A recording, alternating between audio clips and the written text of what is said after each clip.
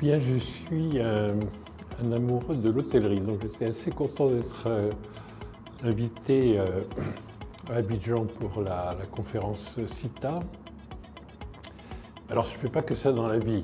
Je suis conseiller en matière financière depuis des années. J'étais banquier d'affaires et j'ai été aussi un peu en charge des affaires publiques au Bénin, pays où j'ai été Premier ministre en 2015-2016, mais qui aujourd'hui est en train de faire une révolution touristique.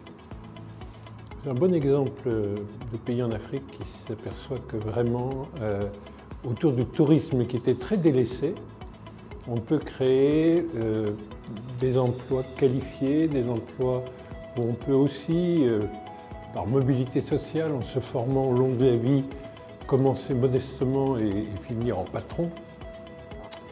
Et évidemment, ça fait venir vers notre culture, notre civilisation, notre économie, des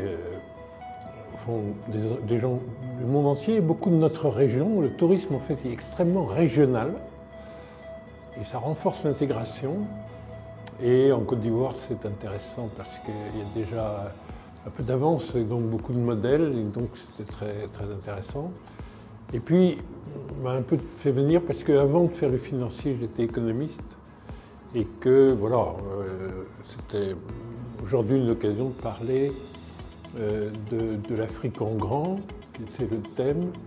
Et je fais partie des gens qui pensent depuis des années que l'Afrique est en train de trouver son modèle économique. Et elle a encore énormément de défis, énormément pauvreté éradiquée, énormément de services publics à construire.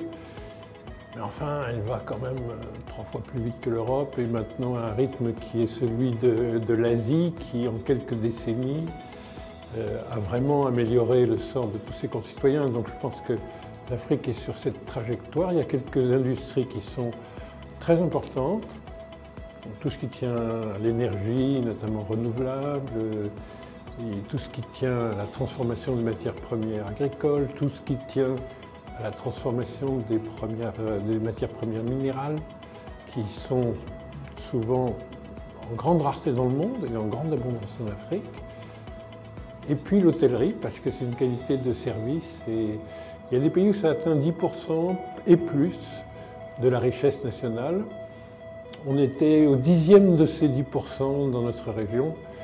Mais c'est fini, ça. Maintenant, c'est quelque chose qui bouge. Mais écoutez, c'est une conférence un peu différente de beaucoup de conférences qui sont un peu en vol au-dessus de la réalité. Là, on a l'impression qu'on est sur Terre et qu'on parle des problèmes opérationnels, des sujets opérationnels. On parle de coûts de construction, on parle de nouvelles offres, de nouveaux concepts de la profession, des problèmes concrets de financer tout cela, parce qu'il faut des investisseurs, il faut des opérateurs, il faut des consultants, il faut des conseils, il faut des architectes, et on les a tous entendus dans cette session. Donc voilà, je pense que c'est en fait une réunion de professionnels qui parle à des professionnels. Alors moi, je ne suis pas un professionnel, mais j'étais flatté d'être invité.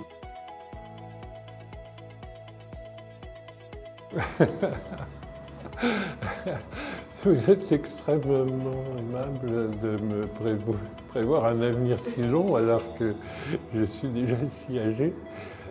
Non, mais si vous voulez, j'ai des enfants et j'ai des petits-enfants.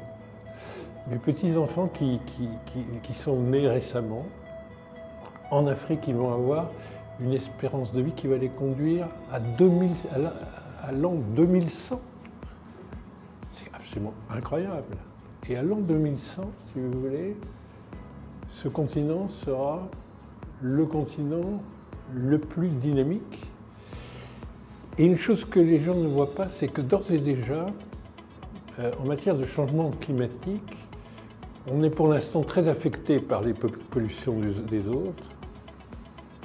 Mais on est le seul continent net zéro, comme on dit de nos jours.